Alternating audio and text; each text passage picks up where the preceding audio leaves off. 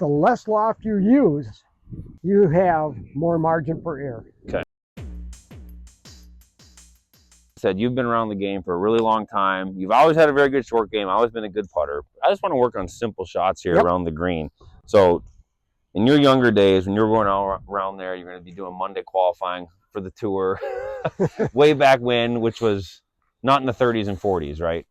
Not in the 30s and 40s. When was it? What was the time frame of that? Mid 1960s. Okay. Okay. Okay. To early, let's say,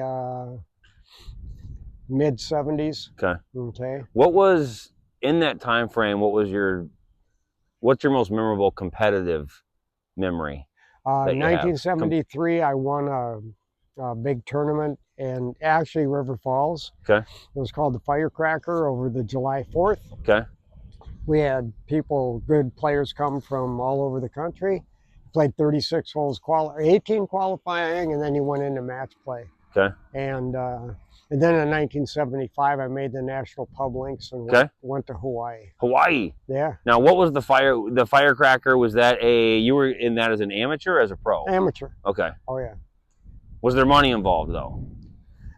Yes. In the old Calcutta days. Okay. Okay. Okay. So there could be some big dollars on the line. Big dollars on the line. Yeah, gotcha. Absolutely. The National Public Links, then you qualified for that. It was in Hawaii. Yep. Now I believe this was a time that you drastically overslept and barely made your tee time. Is that right? Was that absolutely. In Hawaii? Okay. Okay. So I thought I remembered that. Yep. All right. So what happened? Recount that tale. Oh, very simply. I set my alarm and I didn't hear it.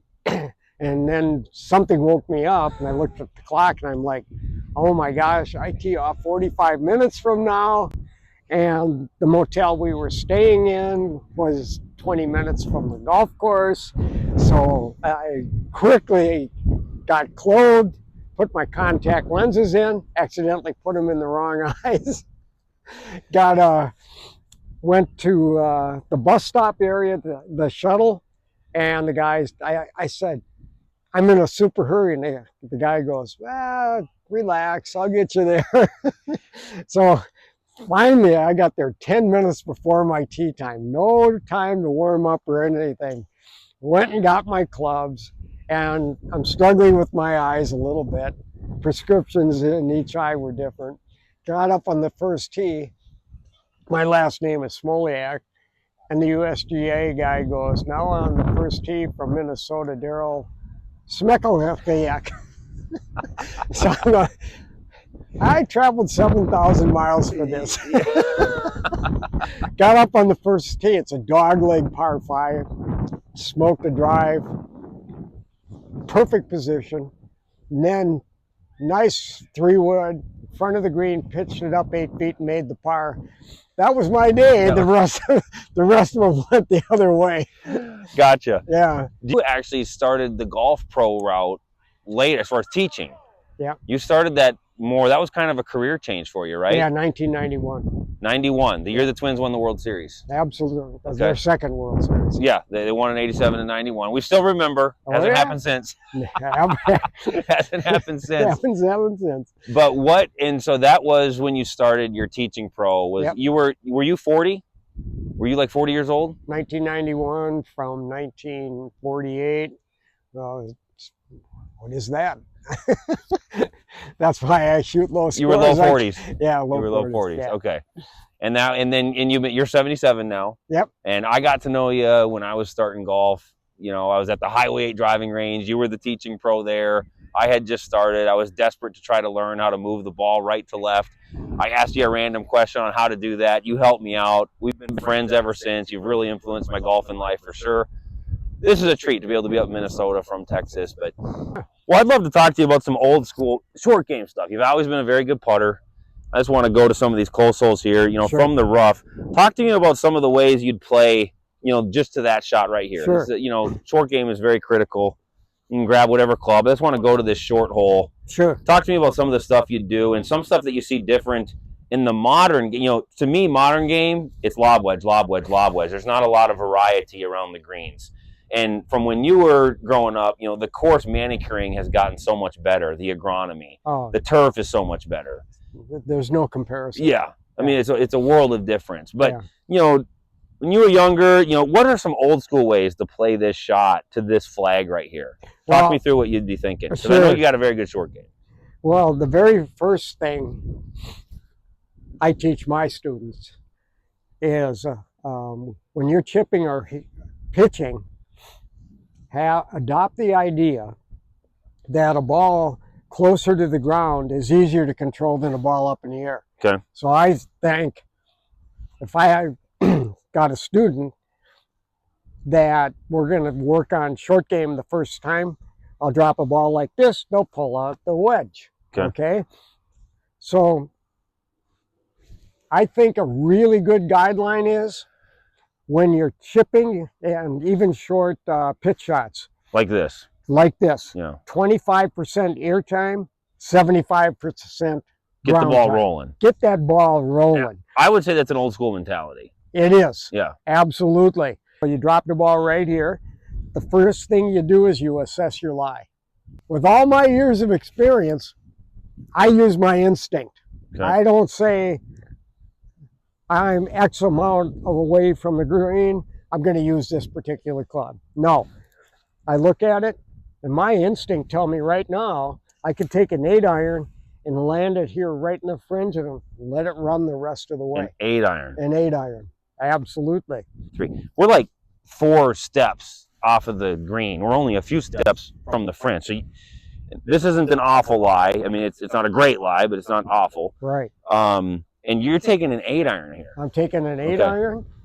I use my athleticism versus technique. Okay. So in other words, a lot of people will get up here and go straight left arm, do all this goofy stuff. Okay. I'm just going to swing the club. Okay. So I've evaluated my lie and everything else. Now what I'm going to do is create sound and sight. And here's what I mean by that. Sound and sight are a pathway to feel. So I've got my instinct. I'm going to take a rehearsal swing. I saw the grass move. I heard the swish. Okay. Those were perfect. When I get over the ball, I'm going to tell myself, make the same sound and watch the grass move. Okay. Okay? As opposed to most people get over the ball and they haven't created those things. Okay. Okay? Now I got to create it. That was pretty good. So tell myself, just do the same thing. That's old school right there. That's just old school. Yeah. And I didn't think of technique or anything else. And that's an 8-iron from the rough. And that's an 8-iron. We're a few paces off the green. Right.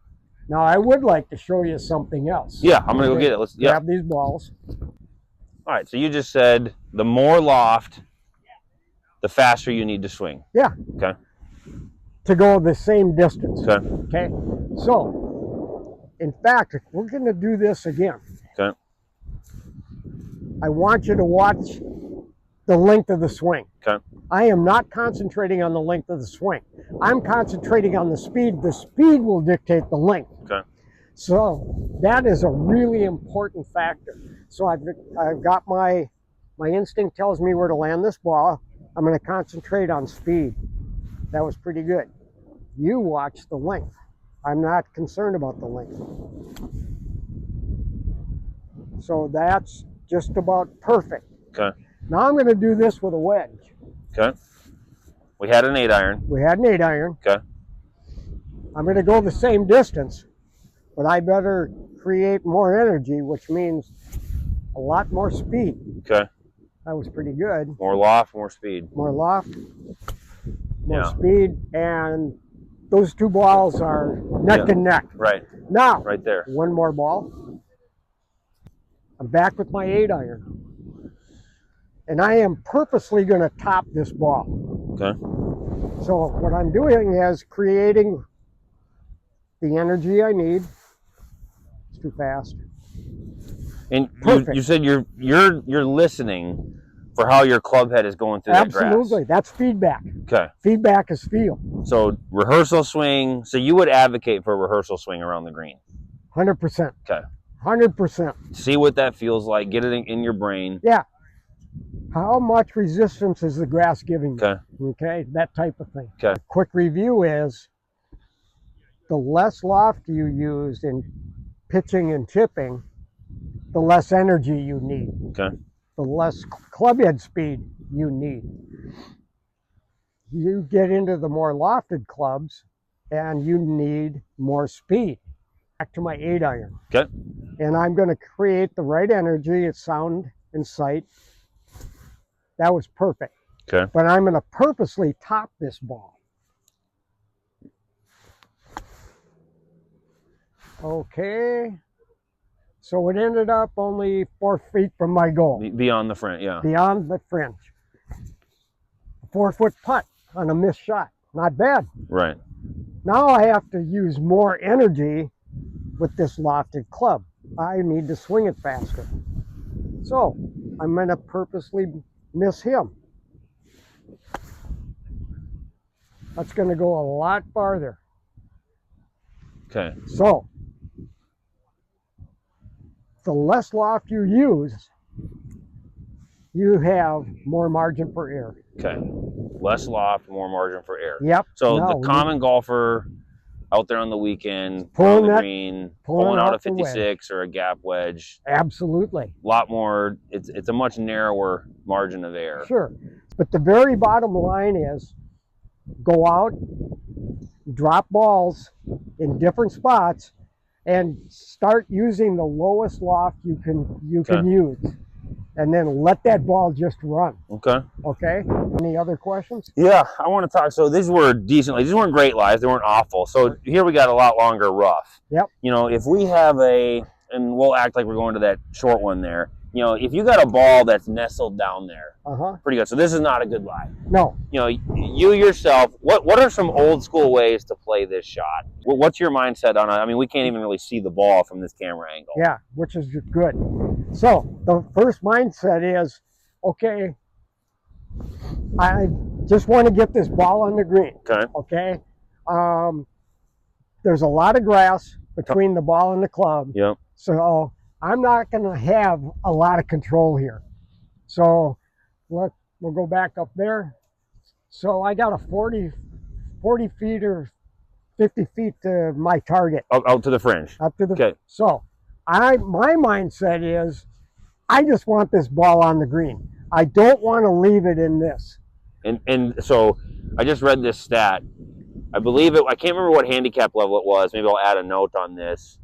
I think it was maybe 15 handicap or so. They average almost 2 double chips around, which means they're chipping from here and they're chipping on their next shot. That's right. And that kills your score. Yeah. So what you just said, like, you don't want to be leaving this right there and you're chipping again. That's right. Okay, so we want to avoid that. Absolutely. Especially if you're trying to break 90. You don't want double chips. And Right. we don't mean hitting it double. Right. You don't want to be chipping again if you're chipping right now. Right. So this is a nasty lie. Yeah. So you have to tell yourself, my mindset is, I just want this ball in the green. Okay. And I don't want to smack it way over there. Yep. But I definitely don't want to leave it here. Okay. So on something like this, we call this the drop and stop. Drop and stop. I'm going to play this ball way behind my right foot.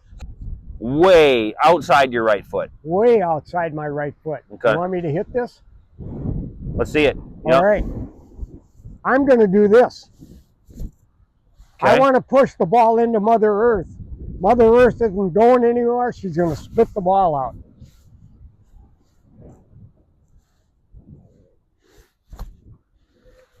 Satisfactory. Out on the green. Out on the green. No double chip. No double chip. Okay. Okay. The untrained golf mind thinks we need to help the ball get in the air. Okay. So here's what we do. From this angle, we try to lift it. Okay. No. You want to push it into Mother Earth. Horrible lie. You're thinking push the ball into Mother Earth. Absolutely. Watch this. One-handed. I'll just drop. This is a pound of steel. Drop The and ball stop. weighs 1.5 ounces. The ball doesn't stand a chance. There it goes. I love that. Let the golf club do the work and don't try to help it. Okay. Does that make sense? I love that. Just, Let me ask you, do you focus a lot on ball? You know, your feet are so narrow. Ball position. You know, how do you teach people ball position with chipping or pitching? basically, what we really want to do is play the ball off your back foot. So you advocate for a back ball position. Absolutely. And again, here's why. I'm using Mother Earth on these shots. Okay. So if I'm back here and I'm leaning my body left like the Leaning Tower of Pisa and my hands are forward, watch what happens. If I just swing and I just drop the club on the ball and forward it goes. So setup is one thing. We can say the setup is important, but when you look at the old time golfers, Raymond Floyd stood like this. That ball would be 4 inches from his feet. Super close to his. And you could never beat him in a chipping contest. Okay? Okay. So the modern guy, they're out here a little bit more. Sure. But they move it around, and based on, they're going to select their flight. And now I'm talking to more of the skilled player. You got to be practicing with the ball you play with, because all these balls have different spin rates. I've heard that before. One other thing to avoid: flipping the wrist. Okay. Okay? So you watch the best chippers in the world, the guys and the gals on the tour. World famous teacher Hank Haney used to teach Tiger. On chip shots, he would say, buttons on your shirt to the target. When you use your whole body, then the relationship between the shaft and your left arm in the address position is the same on the follow through. Yeah. Versus most people do that. I have that tendency. I mean, that'll happen. Inevitably, a thin shot or fat, you get stuck just doing this. Yep. And your body's not just, rotating to the target. You just forget. It's such a short shot, but you get here and it's just, you get all wristy rather than turning through. And got a ball there? Yep. So if I'm hitting this shot, I want to use my entire body. Okay. So what are we, 30 feet? So watch my right knee and my right foot. So I've rotated my whole body to that target. Reacts to the club head. Absolutely. Well, thanks for taking the time, Daryl. Yeah. Like I said, Daryl Smoliak. Yeah. This guy has influenced my golfing life tremendously. We go way back. He's 77 years old now. I'm almost 42, living down in Texas. It's a real treat to get back up here. Still teaches. If you're in the Twin Cities area, he's out at River Falls most of the time. Look him up. He's old school style. He still can teach the golf swing, so I would highly recommend you check out his services if you're in need of some lessons and getting better at golf. Thanks for taking the time to watch. Do appreciate it. Thank you, Daryl. Appreciate it. Thanks, buddy. That was awesome.